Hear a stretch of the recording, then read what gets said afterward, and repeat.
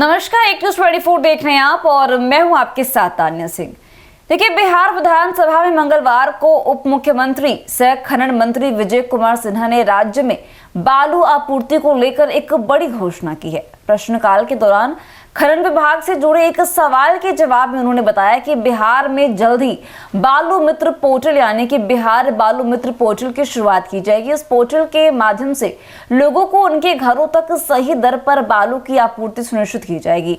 बता दें कि खनन मंत्री विजय कुमार सिन्हा ने स्पष्ट किया कि इस पोर्टल का मुख्य उद्देश्य अवैध खनन और बालू की कालाबाजारी पर रोक लगाना है। उन्होंने आगे कहा कि अक्सर लोगों को बालू की खरीद में कई तरह की समस्याओं का सामना करना पड़ता है और जैसे ऊंचे दामों पर बालू मिलना या फिर आपूर्ति में देरी होना। वही बालू मित्र पोर्टल इन सभी समस्याओं का समाधान करेगा। उस पोर्टल के माध्यम से उपयोगकर्ता सरकार द्वारा निर्धारित दरों पर बालू खरीद सकेंगे। साथ ही उन्हें बालू खरीदने के लिए किसी बिचौलिए की आवश्यकता नहीं होगी। उपयोगकर्ता घर बैठे ऑनलाइन भुगतान का सीधे अपने पते पर बालू की डिलीवरी कर पा सकेंगे और इससे न केवल लोगों को राहत मिलेगी बल्कि अवैध खनन और कालाबाजारी को भी नियंत्रित किया जा सकेगा। वहीं खनन मंत्री ने बताया कि सरकार इस पोर्टल को पूरी पारदर्शिता के साथ चलाएगी और इसमें किसी भी प्रकार की गड़बड़ी की कोई संभावना नहीं होगी। उन्होंने आगे कहा कि इस कदम से राज्य में निर्माण कार्य को भी गति मिलेगी क्योंकि सही समय पर सही दर पर बालू उपलब्ध हो सकेगा। वही बालू मित्र पोर्टल की घोषणा के अलावा विधानसभा में शिक्षा क्षेत्र को लेकर भी महत्वपूर्ण बातें सामने आई हैं।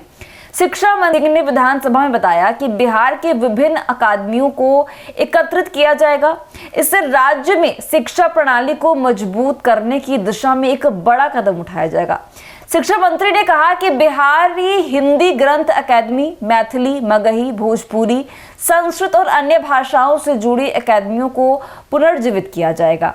इसके अलावा इन अकादमियों में नियुक्ति प्रक्रिया को अभी अधिक पारदर्शी और कुशल बनाने के लिए एसएससी यानी कि स्टाफ सिलेक्शन कमीशन के माध्यम से नियुक्ति भी की जाएगी।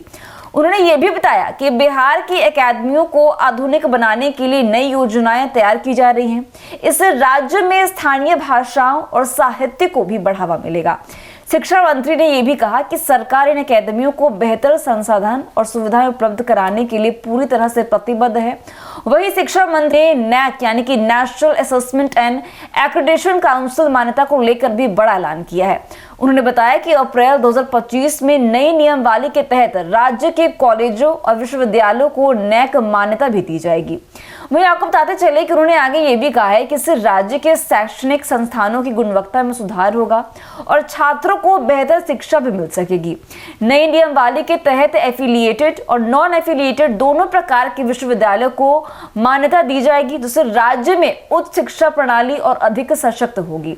वहीं आपको यह भी बता दें कि शिक्षा मंत्री ने भरोसा दिलाया है कि सरकार शैक्षणिक संस्थानों की मान्यता प्रक्रिया को पारदर्शी और निष्पक्ष बनाएगी। उन्होंने कहा कि इस पहल से राज्य के कॉलेज और विश्वविद्यालय यानी कि राष्ट्रीय स्तर पर प्रतिस्पर्धा करने में सक्षम भी होंगे। वहीं बिहार विधानसभा में मंगलवार को हुई चर्चा में खनन और शिक्षा क्षेत्र में बड़े बदलाव की घोषणा की गई है। बालू मित्र पोर्टल की शुरुआत से बालू आपूर्ति में पारदर्शिता आएगी और अवैध खनन पर लगाम लगेगी। वहीं शिक्षा क्षेत्र में विभिन्न अकादमियों को पुनर्जीवित करने और नई नियमावली के तहत नैक मान्यता देने जैसे फैसले राज्य में शिक्षा व्यवस्था को और भी मजबूत बनाएंगे और इन निर्णयों से न केवल लोगों को राहत मिलेगी बल्कि बिहार के विकास को भी एक नई गति मिलेगी। तो ऐसी अपडेट्स के लिए बने रहिए हमारे साथ और देखते रहिए एक न्यूज़ 24। दीजिएगा इजाजत। धन्यवाद।